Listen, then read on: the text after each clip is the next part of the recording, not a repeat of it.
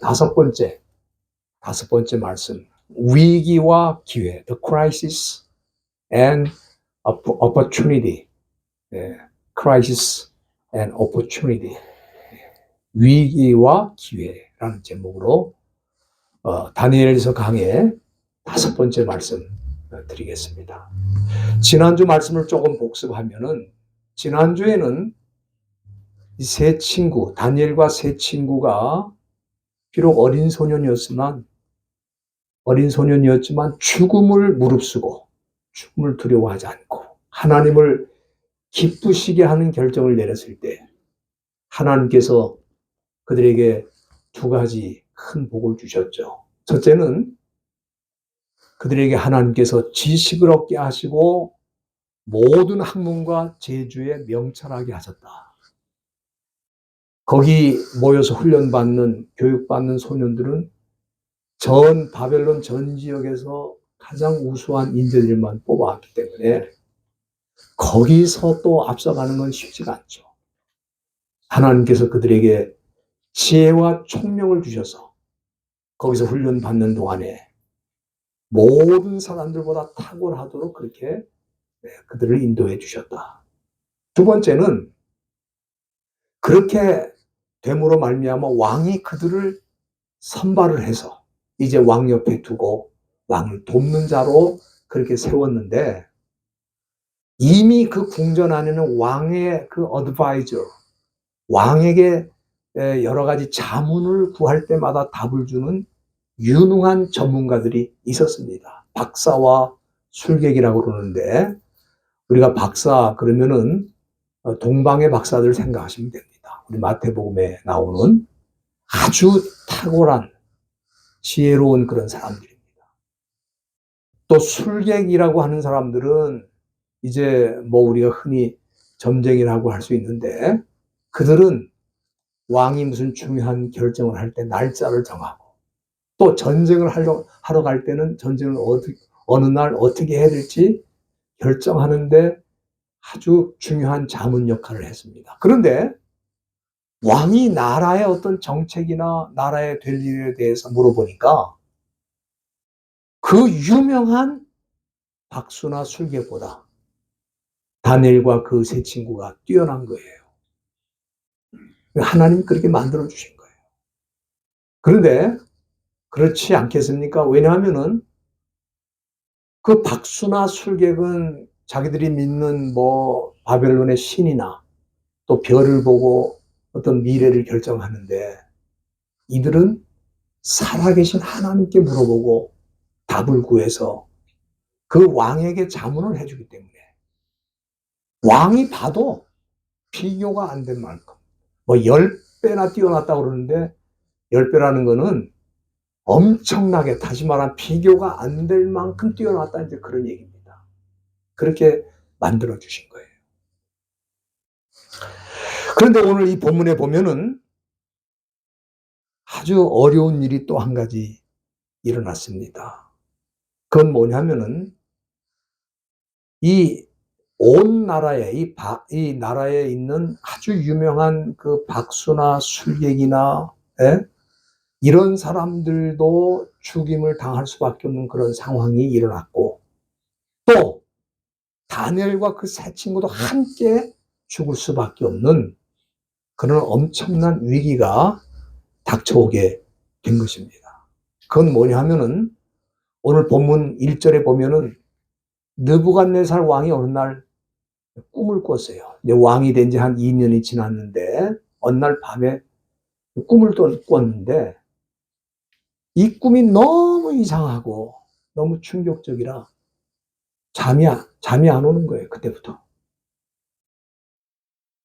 얼마나 무서운 꿈이면 잠이 안 오겠습니까? 그래서 자기 측근에 있는 그 박수와 술객, 점쟁이, 술사까지 다 끌어모아가지고 이걸 좀 이 꿈이 뭔지 좀 해석을 하고 또 나에게 알려달라. 그런 명령을 내렸어요. 일반적으로 그렇지 않습니까? 하나님을 믿지 않는 사람들은 무슨 이상한 일이 일어나거나 또 이상한 꿈을 꾸면은 점쟁이를 찾아가는 거예요. 이게 무슨 꿈입니까? 해석 좀 해달라. 당시 바벨론 왕도 마찬가지입니다. 그 바벨론 왕에게는 아예 공식적으로 왕이 꿈을 꾸거나 무슨 이상한 일이 일어나면 해석을 해주고 자문을 해주는 전문가들이 그냥 깔려 있는 거예요. 그때 그들이 궁전에 들어와서 왕에게 뭐라고 했냐면은 오늘 본문 4절을 보시면 왕이여 만세수를 하옵소서. 그 꿈을 종들에게 이르시면 우리가 해석을 해드리겠나이다. 아주 자신 있게 말을 한 겁니다.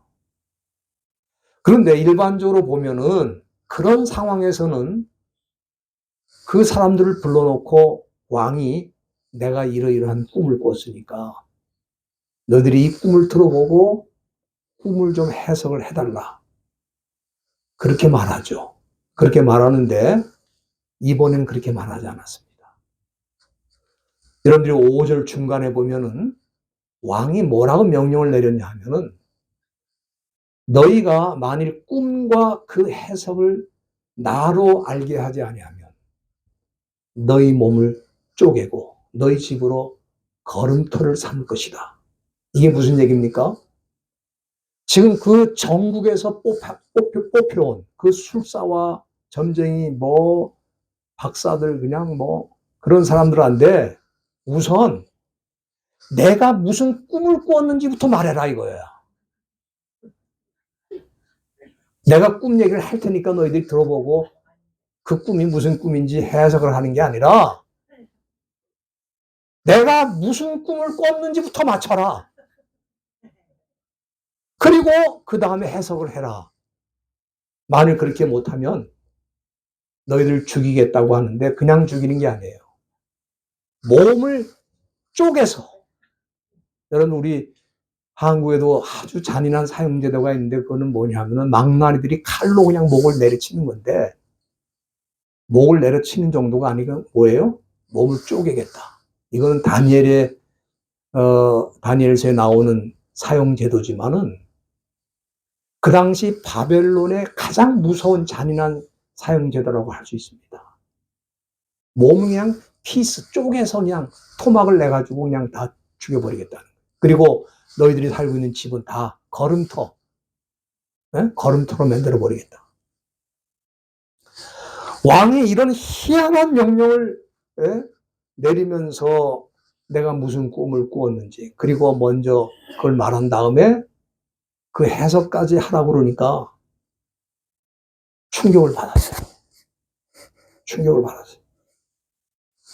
여러분들 일반적으로 꿈이라는 것은 그렇게 해석하는 게 어렵지 않습니다. 왜냐하면은 꿈보다 해몽이라는 얘기가 있죠. 그냥 꿈 들어보고 야 그거 좋은 꿈이네. 이렇게 될 거다.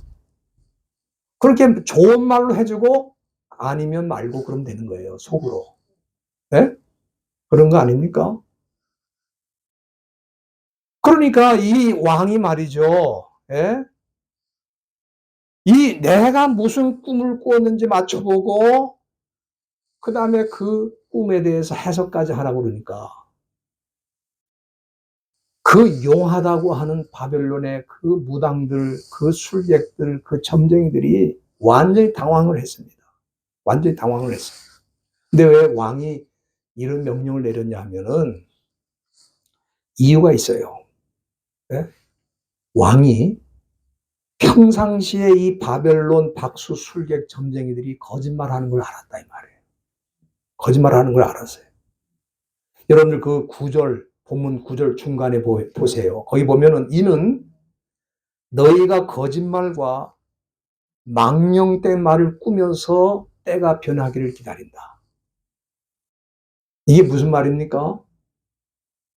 그들이 꿈 해석을 하면은 언제나 왕이 좋아할 말로 해석을 해주는 거예요. 그럴듯하게 꾸며가지고 거짓말과 망령된 말로 해석을 해놓고 때가 지나가기를 기다리는 겁니다. 왕이 이렇게 당한 적이 한두 번이 아니거든. 어느 때는 일부러 속아준 적도 있을 거예요. 야, 니들이 그렇게 꿈을 멋있게 잘 해석해줘서 고맙다. 일부러 속아 넘어가는 적도 있었을 것입니다. 사실 이것이 바로 거짓의 아비 사탄이 사람들에게 하는 방법입니다. 사탄은 사람들에게 찾아와서 언제나 그들이 좋아하는 말만 한다 이 말이에요. 그들이 원하는 말만 합니다. 그러나 실제는 뭐예요? 거짓말이고 망령된 말이에요. 사람은 그걸 모르죠. 여러분들 우리가 잘 아는 대로 예수님이 사탄에게 시험을 받을 때 그 사탄이 예수님을 높은 곳에 데리고 가가지고 뭐라고 했습니까? 나에게 엎드려 경배하면 이 모든 것을 너에게 다 준다. 그러나 사탄의 이런 주장은 완전히 거짓말이잖아요. 왜냐하면 사탄은 예수님에게 줄 것이 하나도 없어요. 왜? 예수님 이미 다 가지고 계시니까. 그렇죠? 그리고 사탄이 줄 수 있는 권세와 영광이 어디 있어요? 완전히 거짓말이에요. 이 거짓말로 사람들을 유혹해서 나한테 한 번만 절하면 내가 이거 다 줄 거다. 이 허황된 말을 하는 거예요. 이 시대에도 보면요, 사탄이 무당이나 점쟁이를 이용하는 것뿐만 아니라 세상 종교를 이용해가지고 사람들에게 좋은 말만 하지만 실제로 이루어지지 않는 거짓말을 하는 거예요. 이렇게 사람을 속이는 겁니다. 본문에 나타나는 이 점쟁이와 술사도 마찬가지입니다. 그들은 꿈을 해석할 수 있는 지혜와 능력이 없어요, 원래부터. 다만 사탄의 지배를 받는 그들은 왕 앞에 거짓말하면서 망령된 말을 하면서 좋은 말 하면서 왕을 기만하고 속여온 겁니다. 왕은 이것을 알게 된 거예요. 그리고 더 이상 속지 않겠다고 생각해서 본문 9절 끝에 보면 뭐라 그랬습니까? 이제 그 꿈을 내게 알게 하라. 그리하면 너희가 그 해석도 보일 것을 내가 알리라. 무슨 얘기입니까? 너희들이 정말 용하다면 내가 꿈도 맞춰봐야 용한 거 아니냐. 그리고 내 꿈을 맞힌 다음에는 그 다음에 해석까지 해라. 그럼 내가 너희들을 신뢰하겠다. 이 말이에요. 여러분들, 왕이 틀린 말을 했습니까? 왕은 지금까지도 이 사람들이 나를 기만하고 거짓말로 잘못된 길로 이끈 거 다 알고 있습니다. 그러기에 왕은 너희가 만일 내가 꾼 꿈을 말할 수 없다면은 너희들의 몸을 쪼개고 너희들의 집은 걸음터로 쓰레기통으로 쓰레기장으로 만들겠다. 이렇게 경고를 한 것입니다. 여러분들 본문에 보니까 이제 완전히 이 왕에게 이 박사들이나 술객이나 점쟁이들이 지금 꼼짝없이 지금 당하게 생긴 거예요. 그러니까 이제 솔직하게 말하는 겁니다. 솔직하게 뭐라고 말하냐면 10절 보세요. 솔직하게 뭐라 그러냐면은 세상에는 왕의 그 일을 보일 자가 하나도 없다. 하나도 없다. 그리고 아무리 크고 권력 있는 왕이라도 왕이 그렇게 권력이 있어도 박수, 술객, 술사에게 그런 식으로 물어본 왕은 없습니다. 예? 아니 그 꿈을 보이고 해석까지 하라는 그런 명령을 내리는 왕이 지금까지 없었다는 거야. 그냥 꿈 얘기를 해주면 해석하면 너희들 해석 잘하는구나 그랬지. 내가 지난밤에 무슨 꿈을 꿨는지 맞춰봐라. 이런 명령을 내린 그런 왕이 없어요. 왕이 없다고. 그 얘기를 하는 겁니다. 그리고 뭐라 그러냐면은 왕이 물으신 거는 너무 희한해서 육체와 함께 거하지 아니하는 신 외에는 왕 앞에 그걸 보일 자가 없다. 그 말은 무슨 얘기냐면은 신이 육체를 입고 여기 와가지고 네가 어젯밤 이런 꿈을 꾸었지 말하지 않는 한은 말할 사람은 이 세상에 한도 없다는 거예요. 왕이 너무 무리한 요구를 하고 있고 그래서 우리는 책임이 없습니다. 당신이 잘못 지금 요구를 하고 있는 게 문제입니다. 지금 그 얘기를 하는 겁니다. 그러나 왕은 이들이 말하는 변명 아닌 변명을 듣고 더욱 진노를 해가지고 그렇지 않아도 지금 괴로워서 잠을 못 자고 있는데 자신이 무슨 꿈을 꿨는지 알지도 못하면서 변명만 늘어놓는 이 술객, 이 박사들, 이 날고 긴다고 하는 점쟁이들 지금 명령을 내려가지고 여기 12절에 보면은 다 바벨론 모든 박사를 다 멸하라. 바벨론에 그 용하다고 말하고 있는 이 모든 술객들, 점쟁이들, 술사들, 박수들 하나도 빠짐없이 다 멸하라, 다 죽이라 이 말이에요. 이제 죽음의 피바람이 바벨론 궁전에서 흘러가지고 바벨론 전역을 덮을 만한 그런 위기가 찾아오게 된 것입니다. 그리고 왕 곁에서 왕에게 보좌를 했던 다니엘과 그 세 친구들도 같이 죽을 수밖에 없는 상황이었어요. 네? 본문 13절 보시면 왕의 명령이 내림에 박사들은 죽게 됐고 다니엘과 그 동무들도 죽이려고 찾았다 그랬어요. 다니엘과 세 친구는 그 현장에 있었던 건 아닙니다. 그러나 바벨론의 신이나 우상을 믿지 않는 그들이라도 바벨론 왕이 볼 땐 똑같은 사람들인 거예요. 똑같이 박수나 술객이나 이런 사람들과 똑같은 사람들 중에 하나입니다. 그러니까 지금 다니엘은 이미 세 친구와 함께 왕이 주는 진미를 먹지 않겠다고 결심함으로 죽을 위기를 넘겼는데 또다시 위기가 찾아온 거예요. 그러나 하나님을 중심으로 살아가는 사람들은 이런 인생의 위기가 오히려 도리어 기회가 될 줄로 믿습니다. 예? 여러분들 우리가 전화위복이라는 말을 쓰는데 아마 우리 젊은이들은 요즘 잘 모를 거예요. 전화위복이라는 말을. 이건 뭐냐면 turning bad things into good blessing 그런 얘기죠. turning bad things 아주 나쁜 것들을 into good things 좋은 것으로 또는 blessings 복으로 바꾸는 거다. 전화위기라는 거예요. 원래 위기라는 말 자체가 위는 뭐냐면 위험할 위예요. 그러니까 위라는 거는 danger, 위험함이라는 뜻이고 기라는 건 뭐냐면 예? 기는 뭐예요? 사실 chance, opportunity, 기회라는 뜻이에요. 그러니까 이 위기라는 말 자체가 combination of crisis and opportunity. 이 위기라는 말 자체가 뭐예요? 위험과 기회가 같이 있는 상황을 말하는 거예요. 위기라는 게. 그러니까 이거를 잘 살리면 기회가 되고 이걸 잘 못 살리면 그야말로 어려운 일을 당하는 거예요.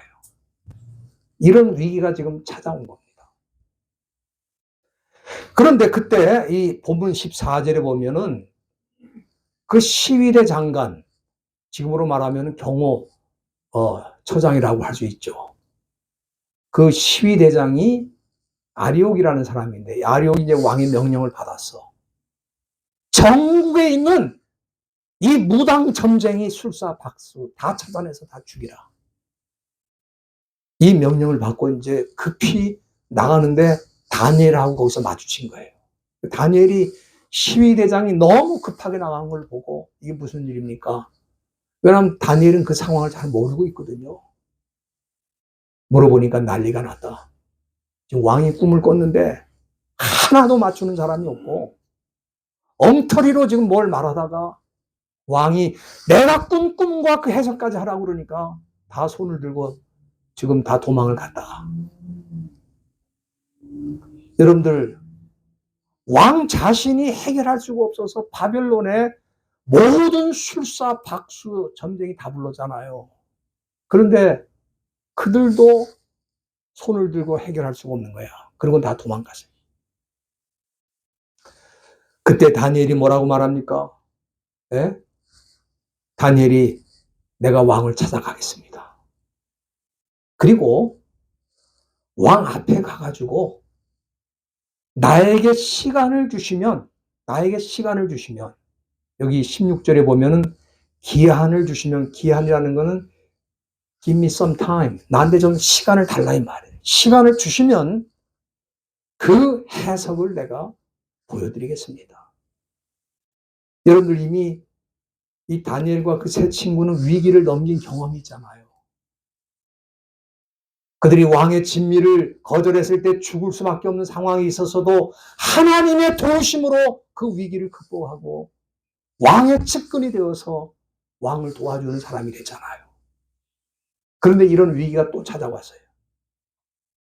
그러니까 이번 위기도 하나님이 도와주시면 반드시 극복할 수 있다. 그렇게 믿고 내가 왕에게 가서 말하겠습니다.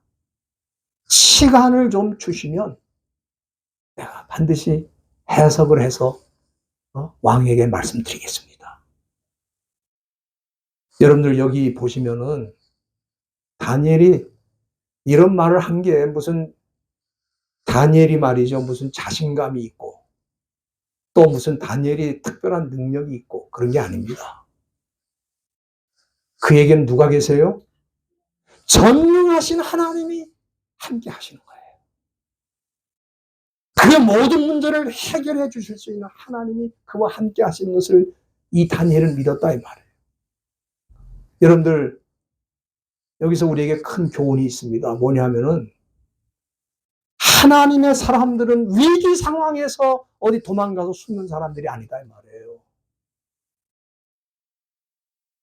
지금 왕이 진노한 걸 알고 박수나 술객들은 다 어디 가서 숨어서 지금 왕이 진노를 중지하기를 기다리면서 피난가 있을 겁니다. 아리옥이라고 하는 12대 장군이 왜 나가는지를 알았으면 그걸 듣고 다니엘과 그 세 친구들도 어디로 숨어가지고 왕이 진노를 거둘 때까지 어디 가서 좀 피해 있어야 될 텐데 그게 아니고 하나님의 사람 다니엘은 뭡니까? 내가 왕을 만납니다. 내가 왕에게 말씀드리겠습니다. 시간을 좀 주시면 해석해서 내가 왕에게 말씀드리겠습니다. 여러분들, 저는 다니엘이 그 어떤 것도 믿은 게 아니라 오직 하나님만 믿었다고 저는 생각합니다. 로마서 8장 28절에 보면은 사도 바울이 이런 말씀을 했잖아요. 하나님을 사랑하는 자, 곧 그 뜻대로 부르심을 입은 자들에게는 모든 것이 합력하여 선을 이룬다. 그 모든 것이 합력하여 선을 이룬다는 건 뭐냐면 주어가 하나님이에요. 하나님이 모든 것을 합력해서 선으로 만들어 내실 것이다. 그걸 믿는다는 거예요. 다니엘도 그런 하나님을 믿은 거예요. 이런 위기 상황을 복된 상황으로 바꾸어 주실 하나님을 믿은 거예요. 모든 것이 합력해서 선을 이룬다고 하시는 그 하나님의 능력을 믿은 거예요. 여러분들 얼마나 놀라운 믿음입니까? 저와 여러분도 마찬가지입니다. 세상 사는 동안에 위기가 많습니다. 국가적인 위기도 있고 또 사회적인 위기도 있고 개인적인 위기도 있고 경제적인 위기도 있고 너무나 많은 위기들이 우리가 사는 동안에 찾아올 수 있는데 그때마다 어디 도망가서 숨는 게 아니에요. 오히려 우리 하나님 앞에 나가서 하나님이 이 모든 상황을 아시고 하나님이 가장 좋은 방법으로 해결해 주실 것을 믿습니다. 그렇게 믿으면서 하나님 앞에 엎드리면 하나님이 도와주시지 않겠어요? 다니엘은 지금 그걸 말하는 거예요. 이 아리옥이 다니엘이 지금 말하는 걸 무슨 얘기인지 전혀 못 알아들었을 겁니다.